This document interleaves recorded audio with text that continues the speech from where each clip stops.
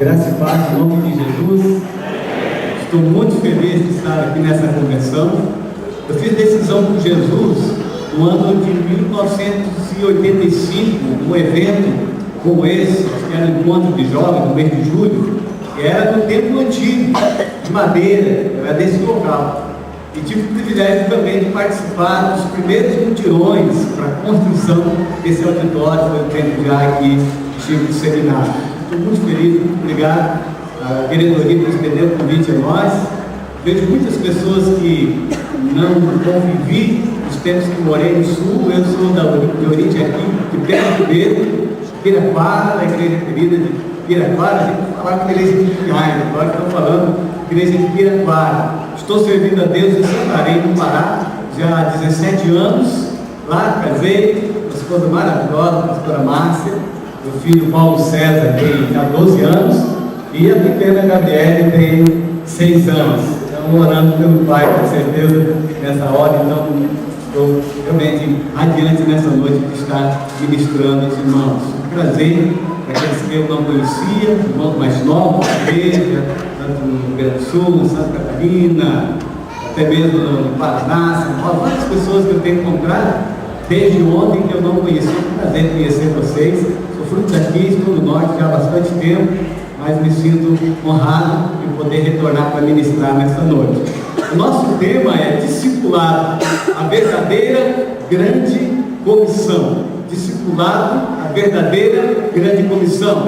Nós vamos desmistificar um pouco hoje à noite, eu creio assim, alguns termos, como por exemplo, geralmente quando nós falamos na grande comissão, vem à nossa mente de ir e pregar a palavra do Senhor. Na verdade, a palavra grande comissão nem está na Bíblia, né? Nós criamos esses termos, os estudiosos da Bíblia, com o decorrer do tempo, foram criando esses termos, a grande comissão de Jesus. Mas Jesus tratou, na verdade, esse assunto de ir e expandir o reino de uma maneira bem natural. Nós queremos olhar, inicialmente, a grande comissão sob a ótica de Jesus, porque nós aprendemos a olhar a grande comissão como a ação de ir e levar a palavra.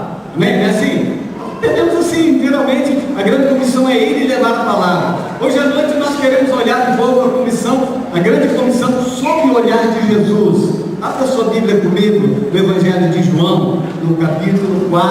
Aqui temos uma grande revelação do coração de Jesus, da forma como ele via essa tarefa de expandir o reino de Deus, de estabelecer o reino de Deus aqui na terra. João, no capítulo 4, a partir do versículo 31. Vou ler alguns versículos aqui. Enquanto isso, os discípulos insistiam com ele: Mestre, come alguma coisa. Mas ele lhes disse: Tenho algo para comer que vocês não conhecem.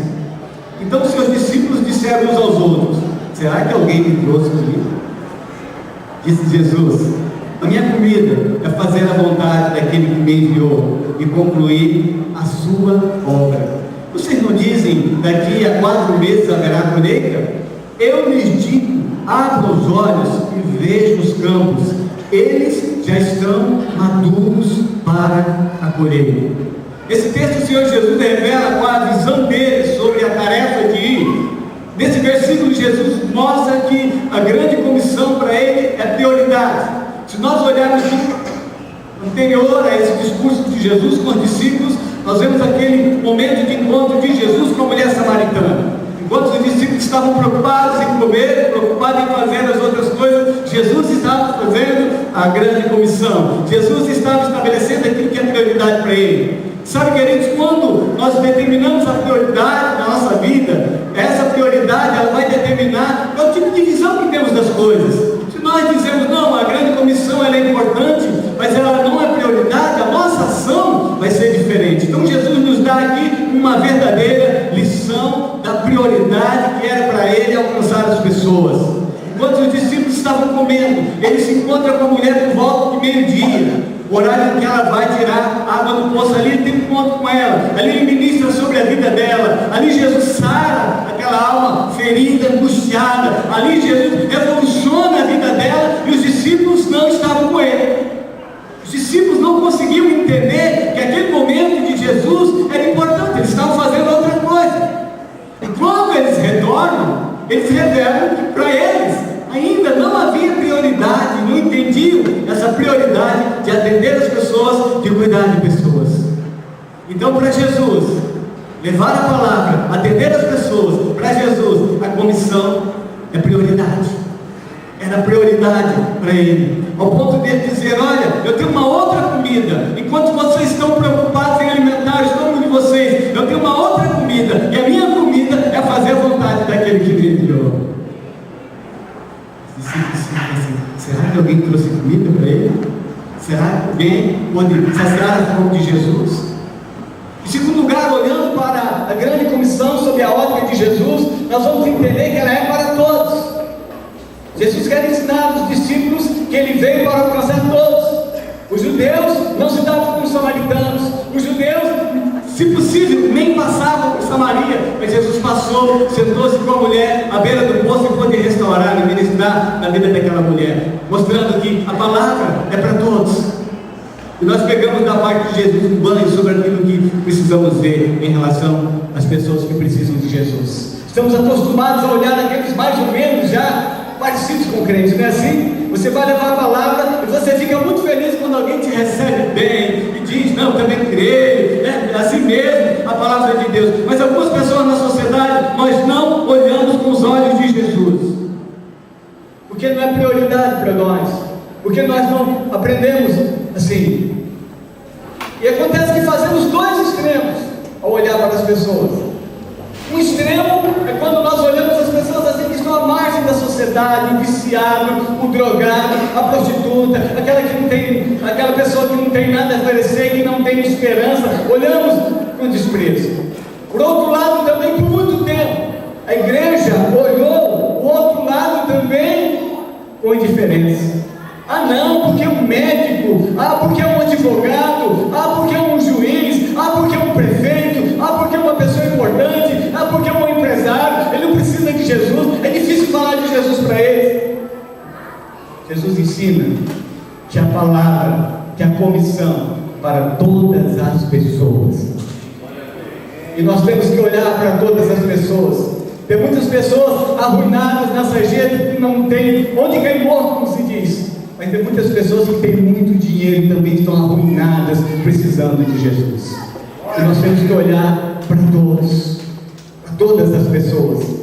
Nós temos um empresário da igreja, e quando o conheci, estava afastado de uma determinada igreja, com a vida familiar toda arruinada, toda arrebentada.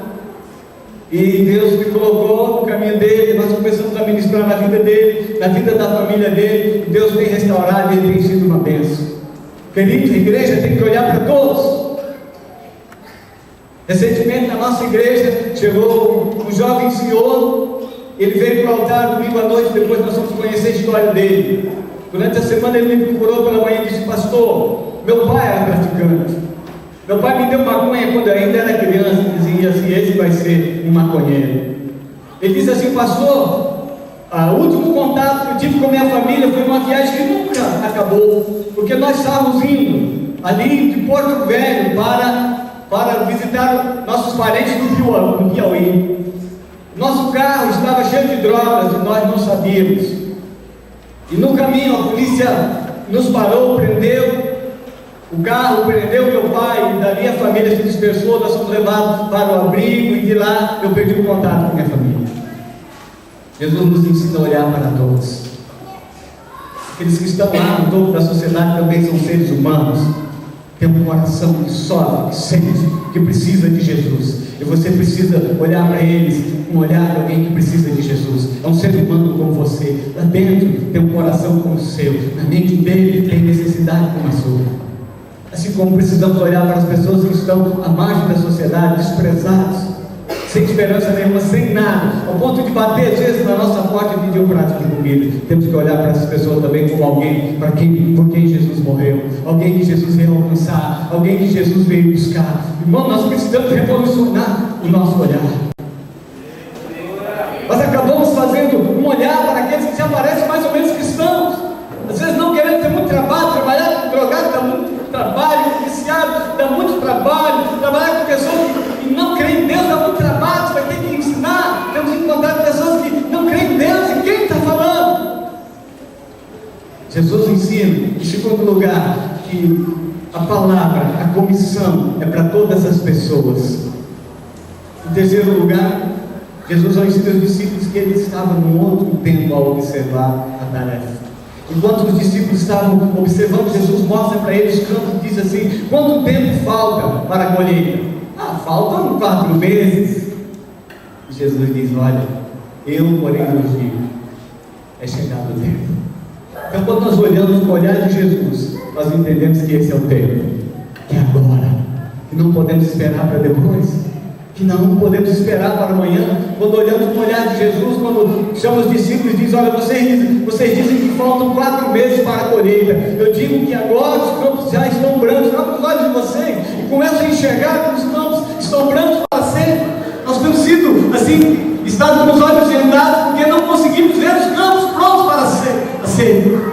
Porque olhamos todo esse contexto da sociedade, todas essas dificuldades, e nós mesmo que meio que afastamos o evangelho das pessoas. Não precisa de Jesus. Será que a pessoa realmente está ouvindo? Nós não temos dimensão, queridos. Nós não temos dimensão do que a palavra produz na vida de uma pessoa. Mesmo que ela não demonstre, mesmo que ela não diga nada, mesmo que ela não aparente sentir nada, mas o Espírito de Deus está agindo ali. E quando nós entendemos que os campos estão brancos, nós vamos e vamos anunciar. E quando nós vamos e anunciamos, o Senhor ele entra com providência, e o Espírito dele começa a agir e começa a transformar, e vidas começam a ser quebradas, transformadas. Pessoas que você nunca imaginou que chegariam para Jesus, pessoas que você nunca imaginou que iriam se converter, vão se dobrar diante do Senhor Jesus.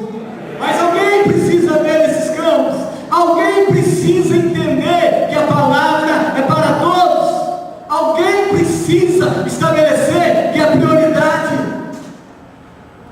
que as coisas de Deus são prioridade. Nós temos tantas prioridades nas nossas vidas, a sua carreira, os seus bens, isso é importante. Quantos jovens até têm um chamado de Deus para o ministério, para missões, ficam presos nos títulos, no curso que gostaria de fazer, nos bens que gostaria de ter, na carreira que gostaria de desempenhar ainda, e o reino de Deus não é prioridade. O reino de Deus precisa ser prioridade para a igreja.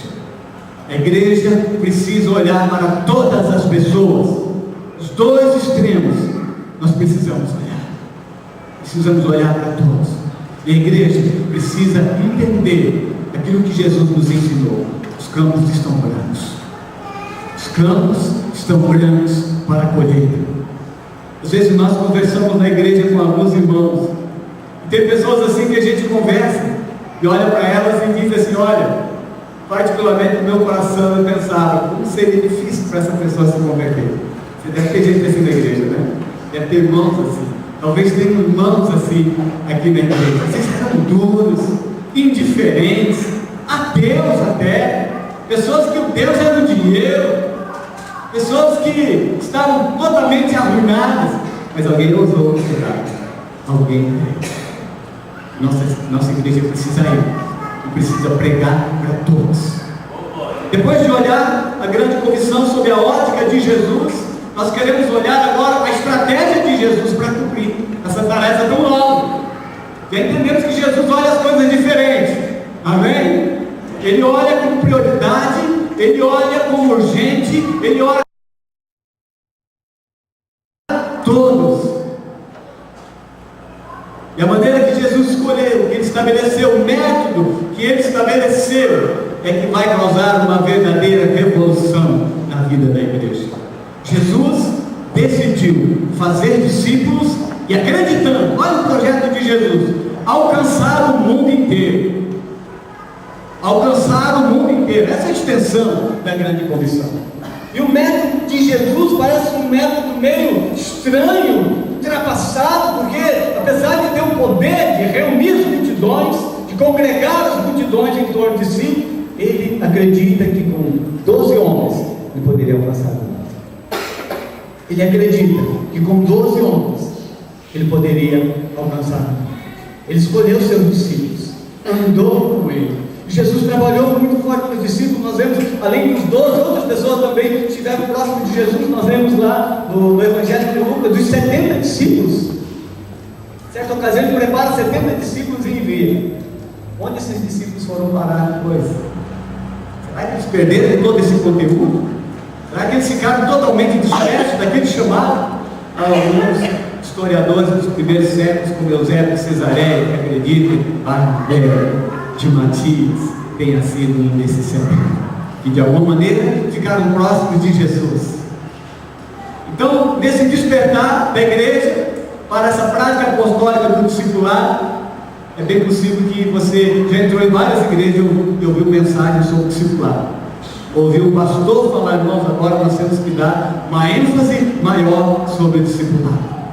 Na verdade, o que nos tem feito refletir o discipulado são as estatísticas. O que nos tem feito refletir sobre a prática são um grande número de pessoas que têm saído das igrejas. Estima-se que em torno de 30 a 40 milhões, cerca de 30 a 40 milhões de cristãos no Brasil. Onde está esse povo? A igreja tem entendido que ela tem vocação para ganhar. Quantas pessoas vocês já têm alcançado para Jesus lá no igreja?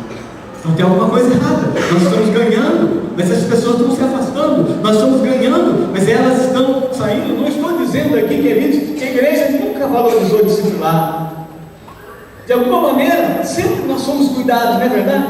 De alguma maneira, os pastores cuidaram, os irmãos cuidaram, mas nós caímos num erro de não aperfeiçoar essa prática do discipulado, de não seguir a orientação de Jesus, que disse: ide, portanto, fazer discípulos de todas as nações. E nós passamos a entender então a grande comissão como a ação de ir pregar, converter. A pessoa se converteu, amém, aleluia, glória a Deus, cumprimos a tarefa. E a pessoa vem no domingo à noite, está ali no altar, fez a entrega da vida a Jesus. E se no outro domingo ela não está de volta, a gente vai dizer: não, acho que não se converteu mesmo, não, né? Acho que não se converteu de verdade, nem veio mais para a igreja, só veio domingo, entregou a vida para Jesus. Às vezes aconteceu isso, a gente ficar naquela expectativa. Agora vamos ver, né? O irmão veio para a igreja, domingo, fez a decisão, agora vamos ver se ele é nosso irmão em Cristo.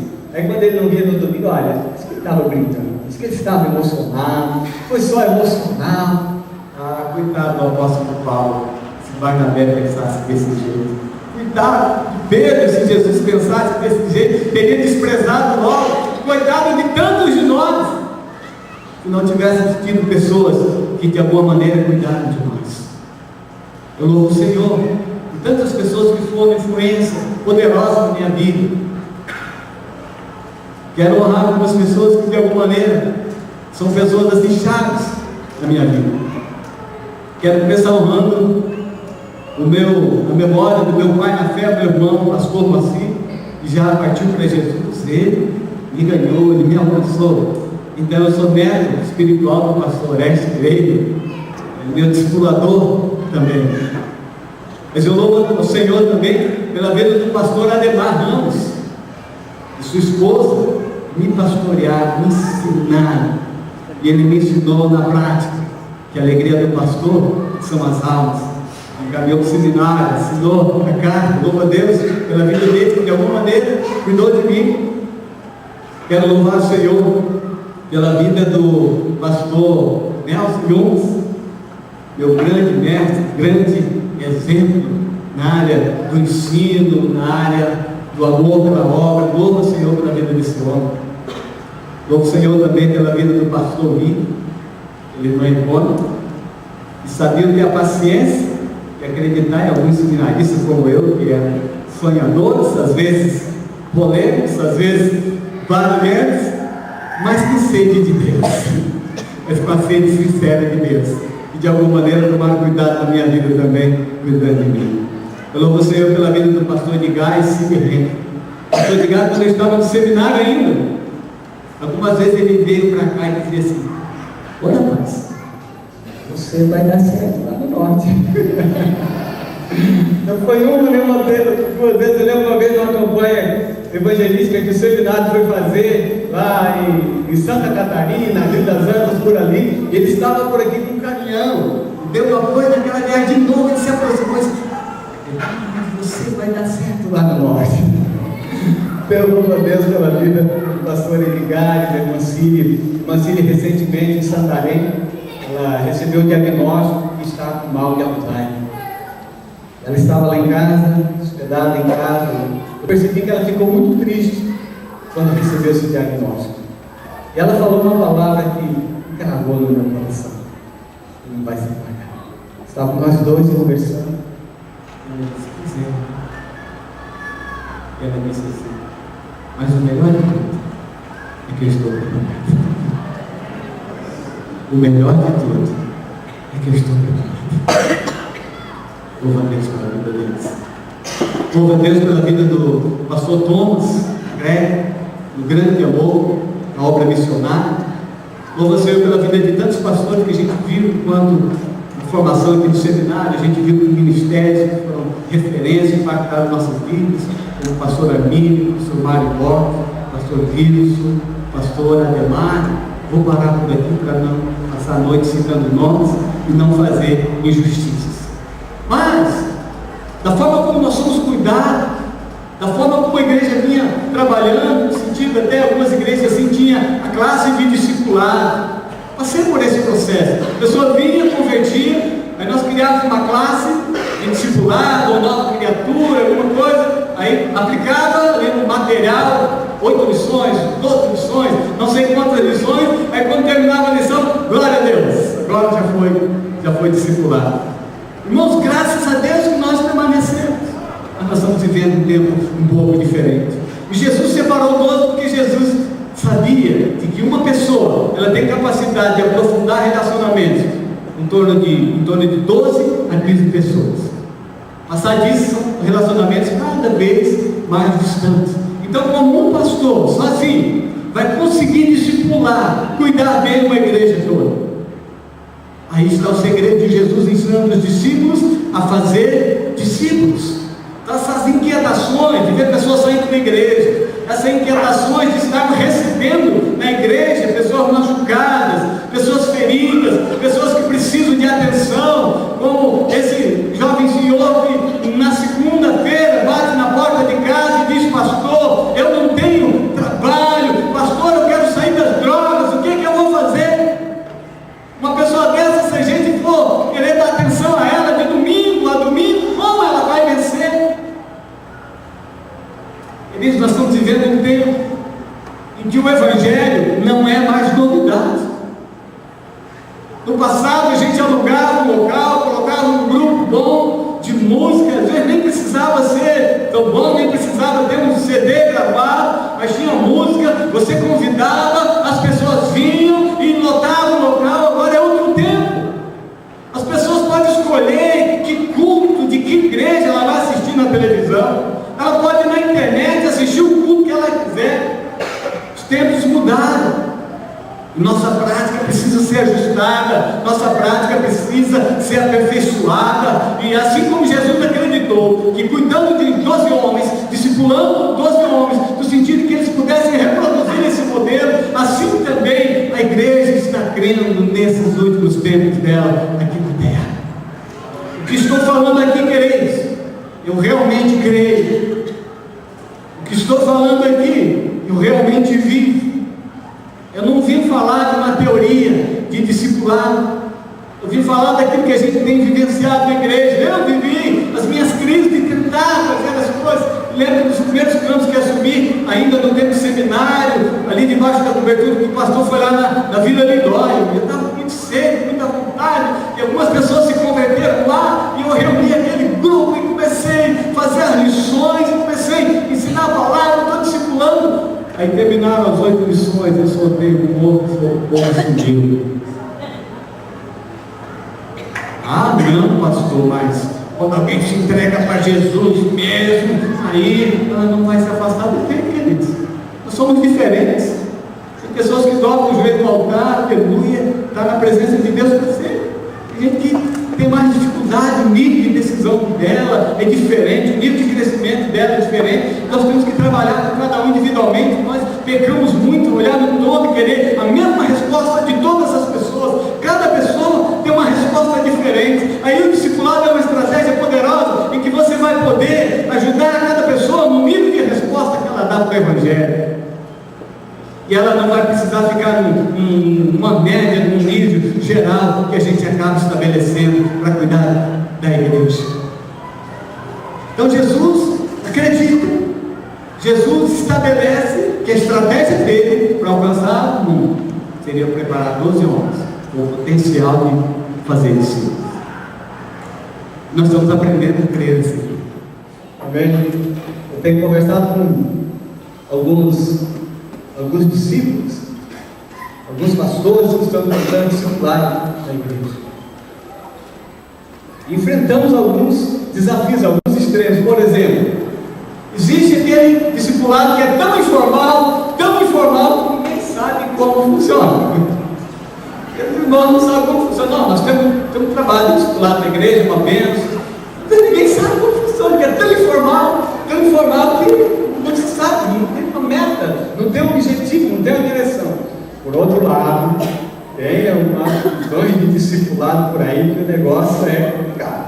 Você levanta pela manhã e liga para o seu discipulador. Meu discipulador, estou em dúvida hoje se eu vou colocar a jaqueta preta ou a jaqueta azul, por isso que o senhor me deu uma palavra. Às vezes se torna tão formal que dá medo. Acaba sufocando, acaba matando a pessoa.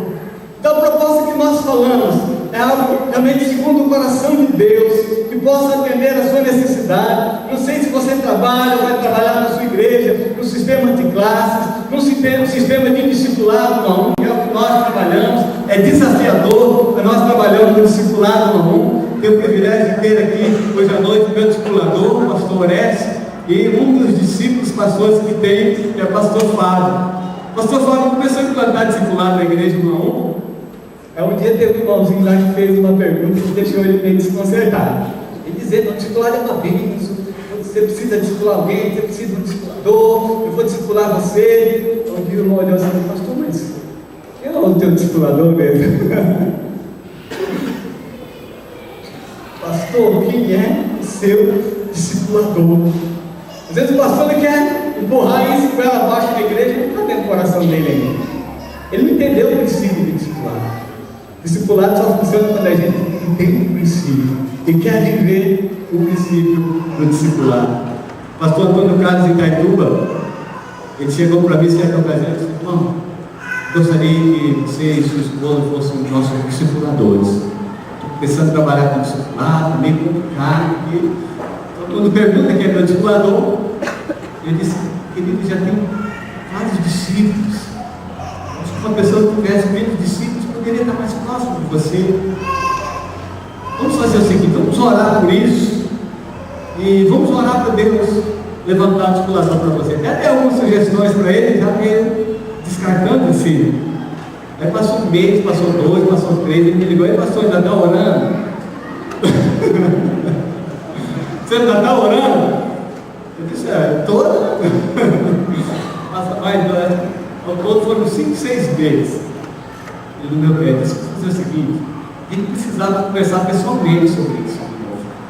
Está falando só por telefone, precisa entender mesmo, você precisa, o que você entende sobre o discipulado. Ele falou: tá bom, então eu vou aí. Mas quando ele não vem, Deus parece, ele não vem, o belo dia ele veio. Deixa tudo em Itaituba e veio de vir aqui para a gente reunir para falar sobre discipulado. Eu conversei com a minha esposa: não tem jeito não.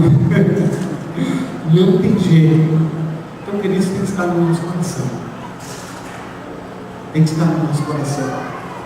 Nós vivemos também no outro extremo ali, do informal e do formal, o extremo do atemporal e do temporal. O que a gente pega, não, olha, aí ensina alguns princípios da palavra só.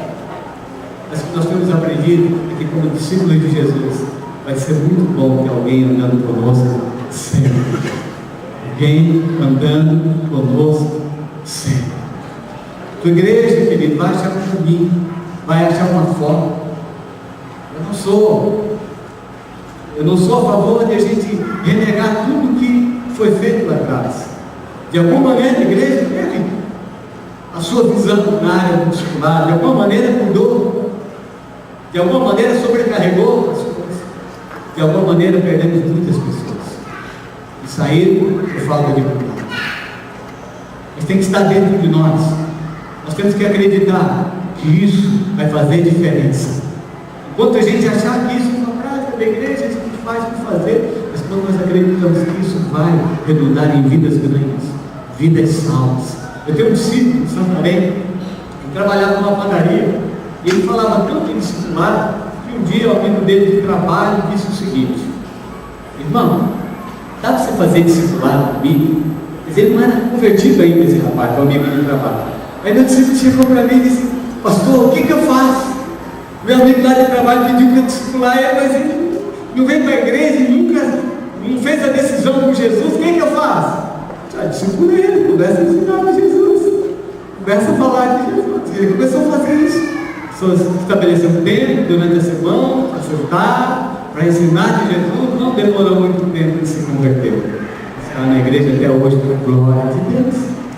A gente se debate com as coisas, encantos, ativismo, muitas pessoas. O que Jesus vai fazer com isso? Como nós vamos cuidar?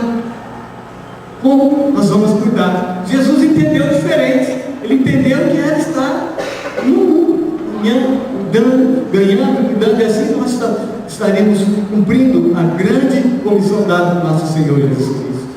Vamos aprender um pouquinho na prática como Jesus discipulou. Pessoas que entram em crise quando a gente fala sobre discipulado. Ai meu Deus do céu, o que eu faço? Acho que eu vou ter que dar meu inimigo agora de Enoque, de Elias, para estar já quase arrebatado para eu poder cuidar de alguém. Mas é interessante. Sabe como meus filhos aprenderam a andar de bicicleta? Não, eu ensinei. Sabe por quê? Às vezes o pai está ali, não, coitadinho do meu filho, é tão fácil, vai cair, vai se quebrar. Minha filhinha, coitadinha da bicicleta, vai cair, vai se quebrar. Mas quem acabou ensinando foi uma criança um pouquinho maior, até um pouquinho maior que ela, que não tinha esse cuidado, dessa proteção tão grande a ponto de impedir a pessoa de andar. Em determinadas situações a gente cria um negócio assim, já vi pessoas dizendo: não, eu não posso discipular ainda porque eu ainda não tenho um conhecimento teológico aprofundado. Tem muita gente que tem conhecimento teológico aprofundado, que não estão fazendo nada, não está servindo para nada. Então discipulado é outra coisa. Nós queremos aprender um pouquinho da prática de Jesus sobre o que é discipulado.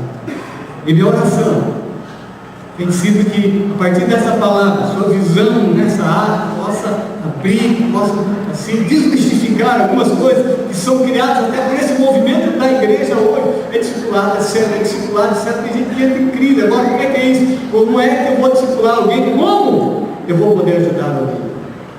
Vamos aprender alguns princípios que Jesus utilizou no seu discipulado com os seus discípulos. Primeiro, andar juntos.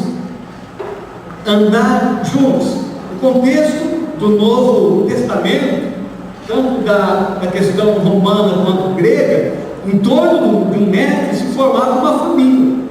Então Jesus formou uma família. Então o primeiro princípio do discipulado é andar junto com alguém.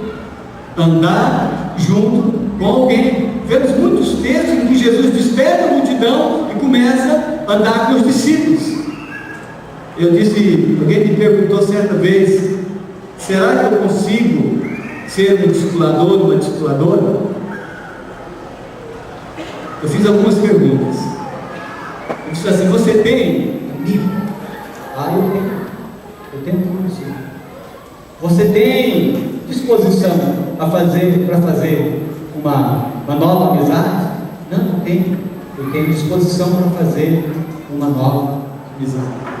Você tem interesse em ajudar alguém, em alguém assim, crescendo na fé? Eu tenho. Você pode ser alguém. Você pode andar junto com alguém. Então, discipulado, o primeiro princípio que Jesus estabelece é andar junto. Ele tira Deus, ele tira João, ele tira os seus discípulos do seu contexto e diz: vamos andar, vamos caminhar comigo. Eles começam a andar com Jesus. Nós chamamos isso também de transferência de vida. A maneira como ele vivia, os discípulos estavam vendo, estavam caminhando com ele, aprendendo com ele. Então, esse é o primeiro princípio do discipulado, é você andar com alguém. Pode ser alguém que já está entrando na igreja, está convertendo agora, ou também pode ser uma igreja que está em transição, que está implantando uma estratégia de discipulado mais efetiva. Pode ser assim, pegar os irmãos, o pastor, a liderança da igreja, organizar os irmãos em grupo. Olha, vocês dois vão andar junto, você é discipulador. Nós tivemos assim, geralmente a gente começa pela liderança, né? O pastor pega os líderes principais, começa a reunir com eles semanalmente. Os líderes principais vão pegando outras pessoas, até a gente formar uma estrutura para poder receber bem aqueles que vão se converter, que vão receber aqueles que vão ser cuidados por nós. Muitas igrejas, o problema não é ganhar, é cuidar. A gente ganha fazendo uma visita, a gente ganha no evangelismo pessoal, a gente ganha na igreja, mas não consegue cuidar, porque todo mundo. E agora? O que a gente vai fazer? Então, o primeiro princípio é andar junto. Você é capaz de andar junto com alguém? Na amizade? Então bata a boca assim para o irmão da irmã e fala: você pode ser um discipulador. Você pode sim. Transferência de vida. O segundo princípio estabelecido por Jesus foi o aprender juntos. Aqui, nesse segundo princípio, muitas pessoas têm medo. Eu não conheço muito a Bíblia. Pode ser uma oportunidade de começar a ler a Bíblia, né? Pode ser uma grande oportunidade para você começar a conhecer a Bíblia. Mas nesse sentido é importante você entender que você não vai ser um professor de teologia do seu discípulo. Amém? Você não vai ser aquela pessoa que vai ter a responsabilidade de ser um professor de conhecimentos gerais dos seus discípulos. Preciso conhecer tudo para passar conhecimentos gerais. Mas você vai falar do Deus que você conhece, das experiências que você já tem com Deus, da maneira que você tem andado com Deus. Então nós chamamos transferência de conhecimento, de uma maneira espontânea, de uma maneira natural. Eu conversei com alguns pastores que, quando me questionavam a respeito do discipulado, a primeira coisa que perguntavam: pastor, que material vocês usam? Qual é o material que vocês usam? Porque teve um que disse: não, eu queria ter entrado no discipulado, essa questão do discipulado, mas eu estou preocupado porque isso vai ser muito rico, né? Como é que a gente vai fazer? Vai terminar um e vem do outro? Como a gente faz? Não é isso. Não é isso. É andar juntos, é transferir o seu conhecimento de Deus, sua experiência com Deus, do seu andar com Deus.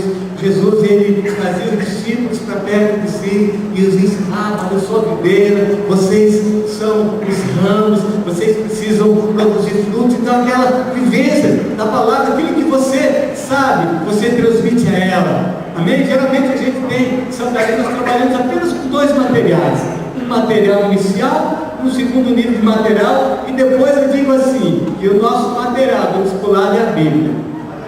Porque é impossível, se você faz, digamos, um discipulado anual, é impossível você passar, você reuniu com o seu discípulo hoje, sábado, é impossível você chegar no outro sábado e não ter nada para dizer para ele, só se não ler a Bíblia, só se não meditar em nada. Até aqui, material do discipulado, da sua leitura, daquilo que Deus fala no seu coração, suas experiências, está aqui. Não precisa descabelar por causa do material. Quantos volumes a gente vai precisar para 10 anos de discipulado? É um aprender juntos.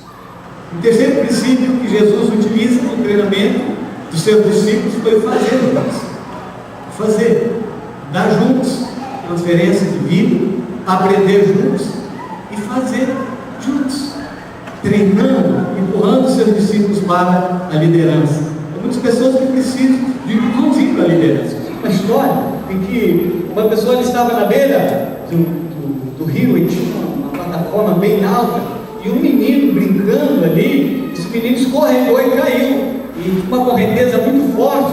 Quando o menino caiu ali, foi um pavoroso, foi um grande, quem vai pular, e todo mundo olhava a força das águas, e o menino se batendo, pedindo ajuda, e de repente um senhor, caiu lá no meio, começou a se embolar com o menino, por fim salvou o menino. E quando ele saiu com o menino, um repórter chegou e disse: meu amigo, que ato heróico esse seu! Ninguém teve coragem de salvar, você se lançou. Eu preciso saber, o que foi que te moveu para fazer isso? O senhor tem um filho dessa idade? O senhor tem um parente dessa idade? O que levou o senhor a fazer isso? Ele falou: na verdade, eu estou querendo saber quem que me empurrou.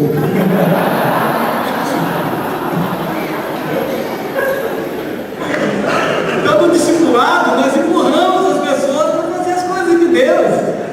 Amém? Ele tem gente que tem que ser bem que empurrar.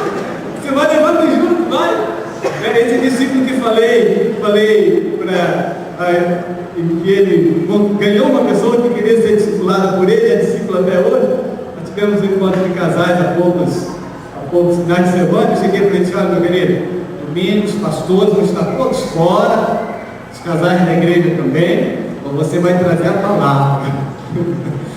Amém, pastor. Eu ensino um princípio lá em Santarém. Parece brincadeira, mas é verdade, não é brincadeira. Às vezes soa como uma brincadeira, eles até tomam como brincadeira, mas é verdade. Eu digo assim: quando chega uma tarefa para você, vindo da sua liderança, você tem que dizer amém. Você não vai precisar ir para casa, para orar, para fazer 30 dias de jejum, para ver se aquele convite que o pastor lhe deu para discipular alguém, ou para fazer alguma coisa lá na igreja é de Deus. Não precisa. Deus já falou com o seu pastor, Deus já falou com o seu líder, ele não está enganado. Apesar que a primeira vez que eu preguei em Pinhais, eu acho que foi enganado.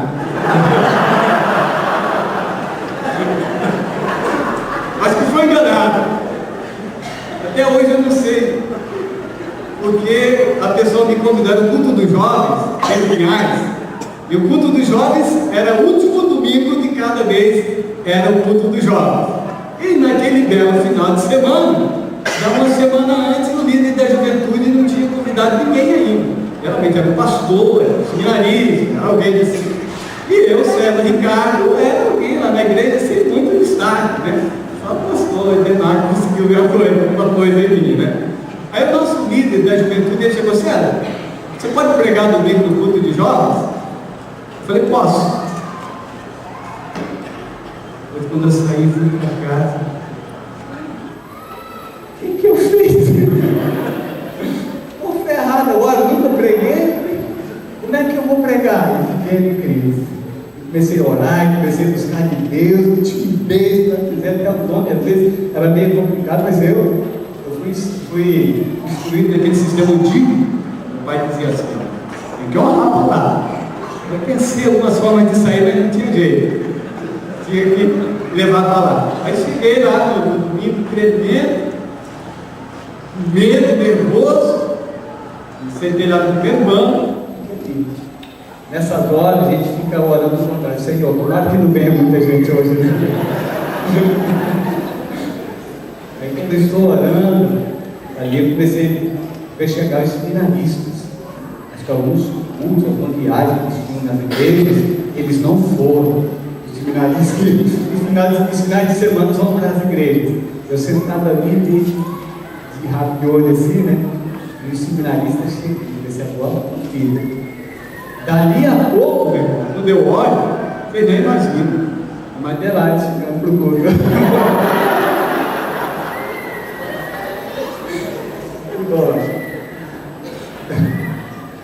Mas Deus não se engana.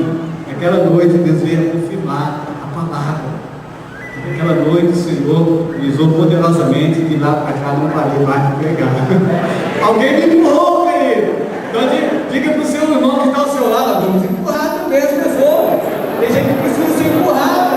Não são ele que fica ali, está morrendo de vontade de fazer, mas não tem coragem de dizer: eu vou fazer. Está precisando alguém para empurrar.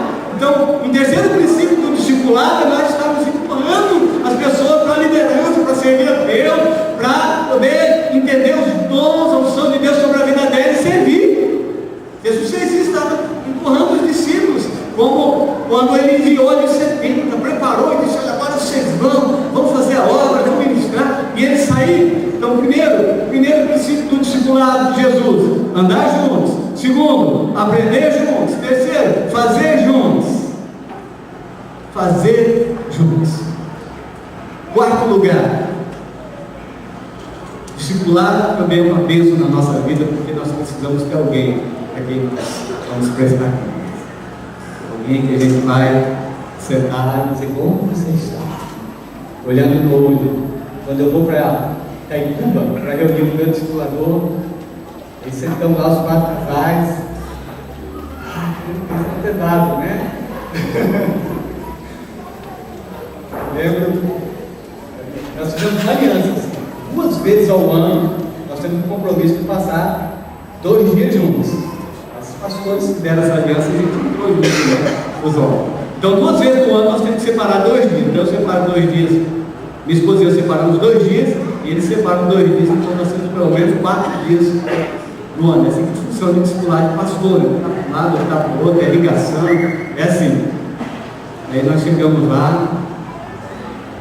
Como é que vocês estão?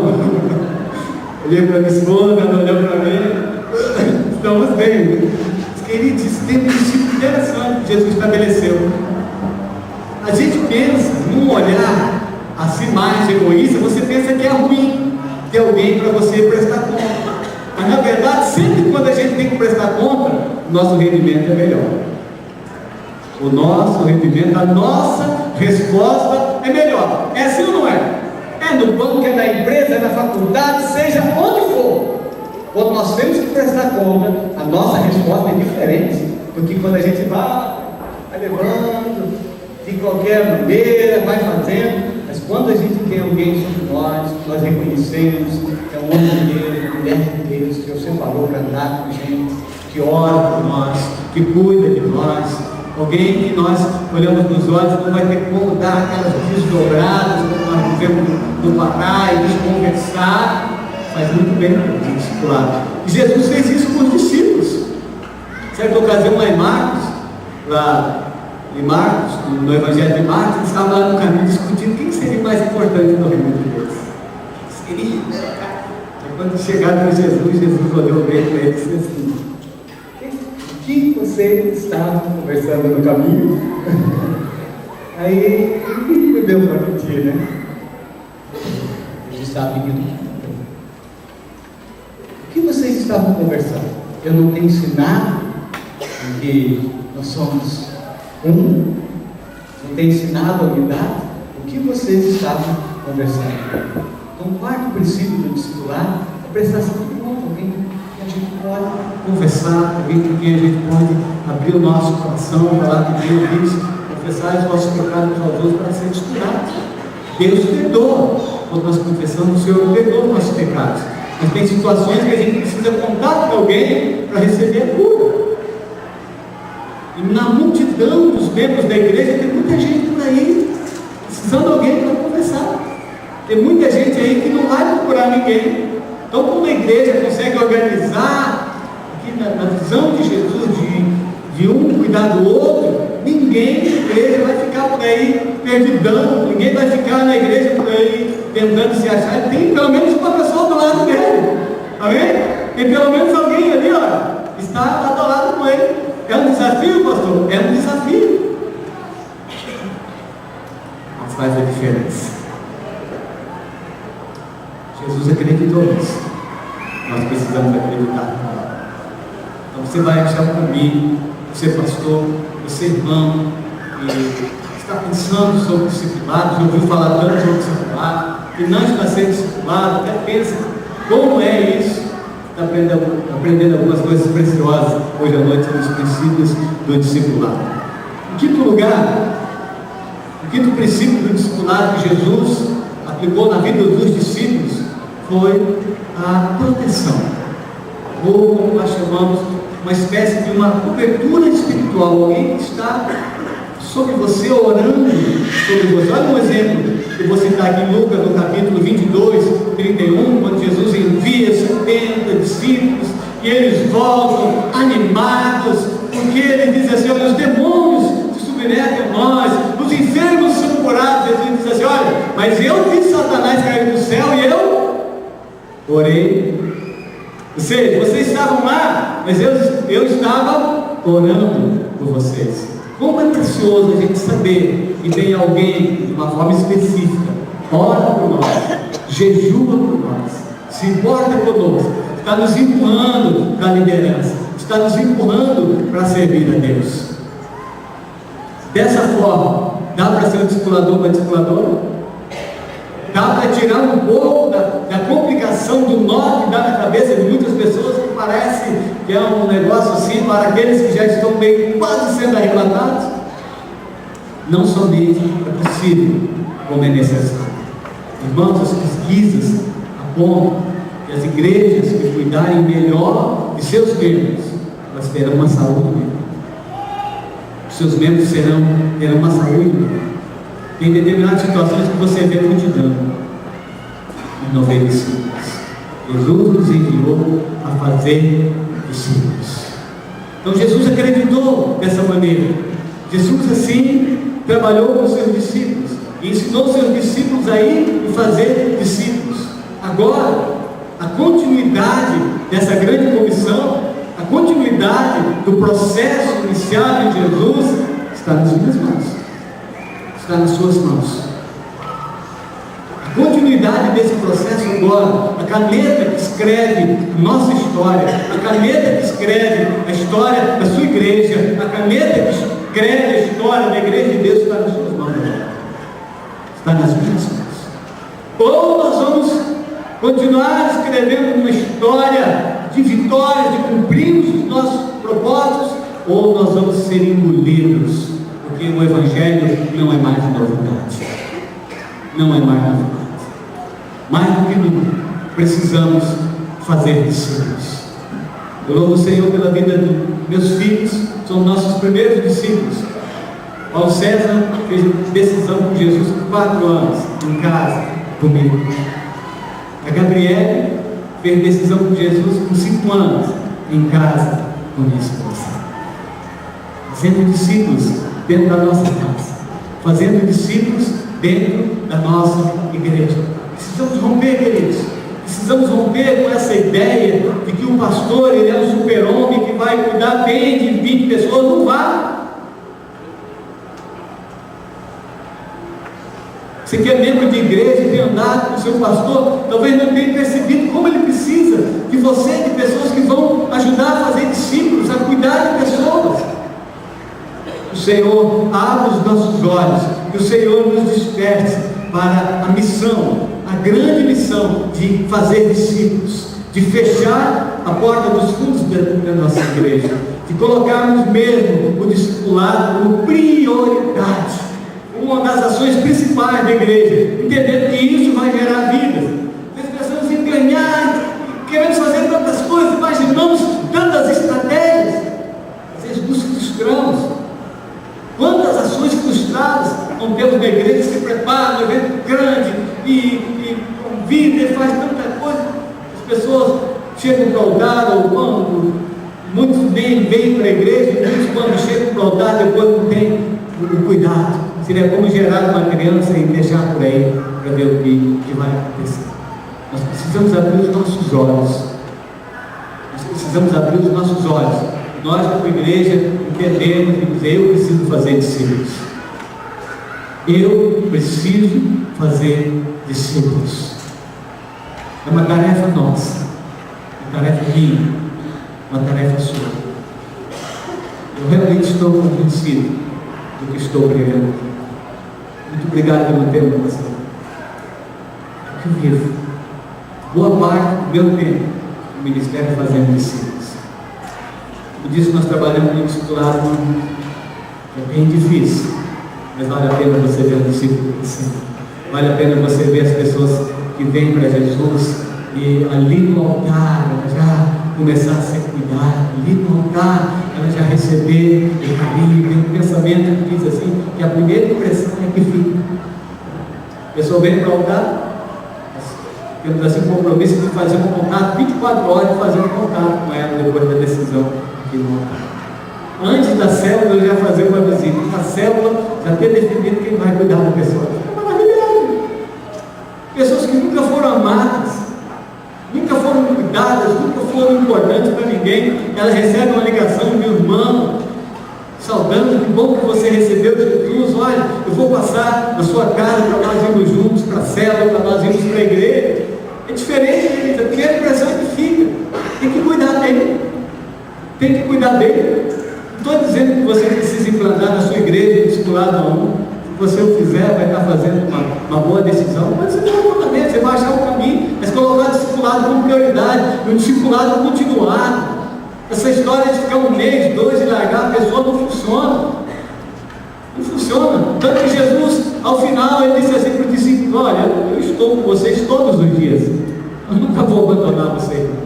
Eu vou estar com vocês todos os dias até a consumação do século. Vou estar aqui presente, mas eu vou estar com vocês sempre. Vou andar com vocês sempre. Todos os dias até a consumação dos séculos. E vale para nós também, pastores. Quem sabe você está tentando implantar discipulado na igreja, não ouviu aquela pergunta ainda de um discípulo seu: quem é seu discipulador? Quem é a pessoa que anda lado a lado com você? Isso é tão bom, porque o senhor não tem também, pastor? Precisa refletir. Às vezes a gente está lutando, querendo implantar e não funciona. Às vezes não está dentro de nós ainda, não é princípio para nós. Estabelecemos como princípio. Nós precisamos. Deus tem ministrado no meu coração um sonho. Tem que trabalhar com esse sonho. Meu sonho é que ninguém esteja sozinho na igreja. Ninguém só. Às vezes, quando estamos realizando batismo na igreja, eu gosto de usar essa expressão: ninguém só.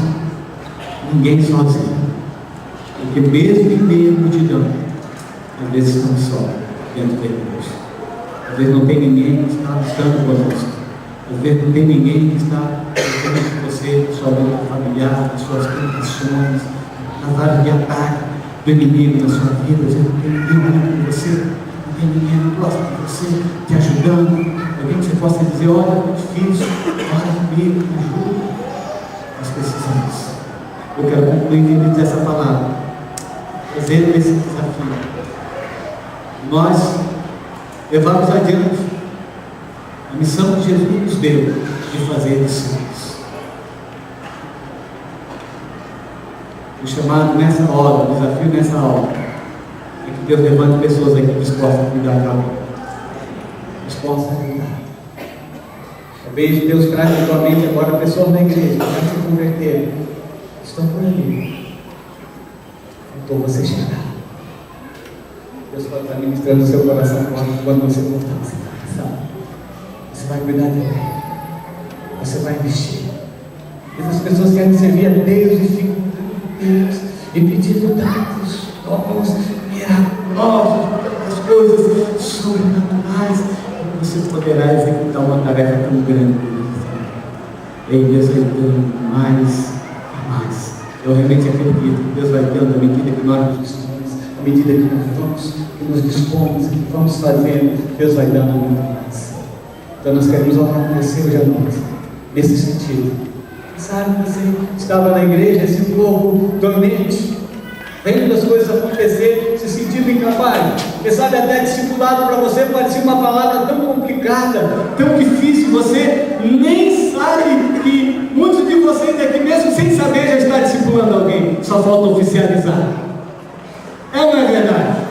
Porque muitos de vocês que já são discipuladores, ou já são discipuladoras e não sabem, está andando com alguém, está ensinando alguém, está treinando alguém, está ouvindo alguém, está ali ministrando na vida de alguém.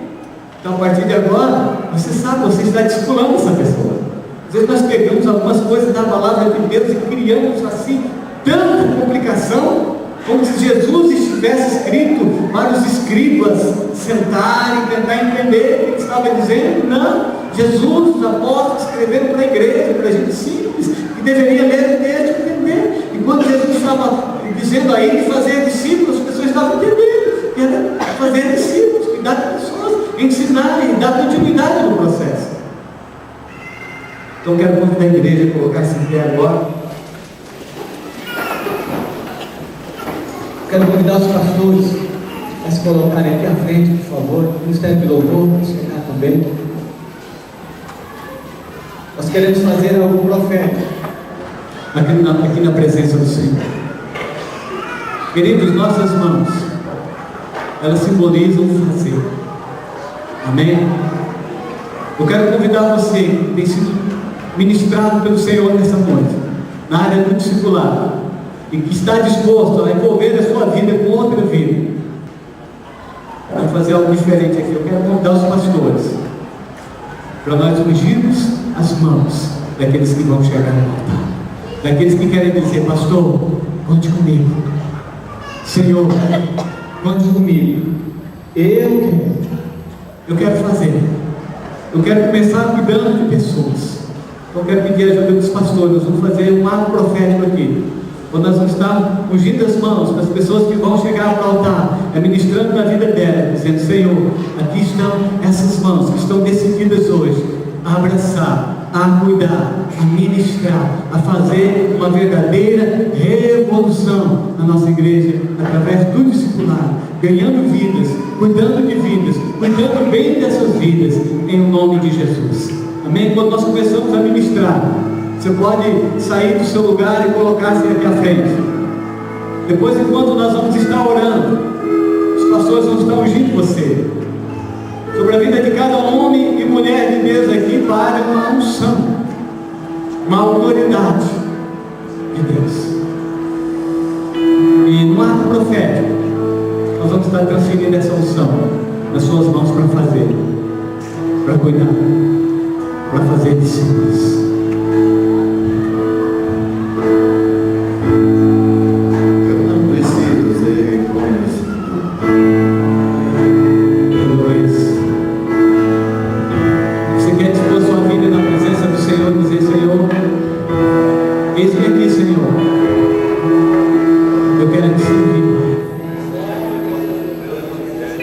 Eu quero, Senhor, ter as minhas mãos ungidas para tocar outras vidas. Suas mãos estão sendo tocadas para você tocar outras vidas. Vidas serão tocadas por essas mãos que estão sendo ungidas. Suas mãos estão sendo ungidas para tocar vidas, para cuidar de vidas. Que o Senhor gere no seu coração amor por elas, vidas. Recebe nas suas mãos a unção para cuidar de vidas, para tocar em vidas, para ministrar sobre vidas. Aleluia.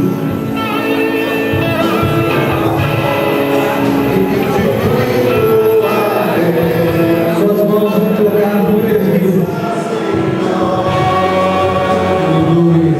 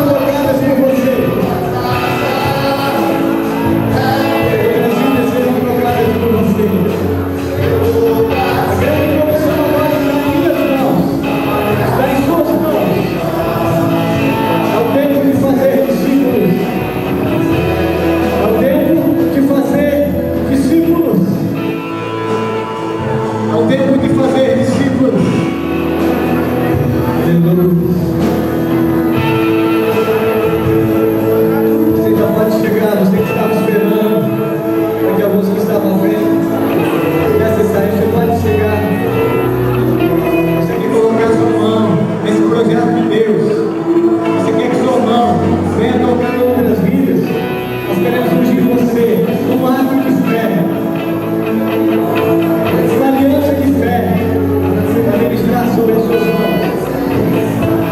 As suas mãos vão tocar vidas. As suas mãos vão tocar vidas.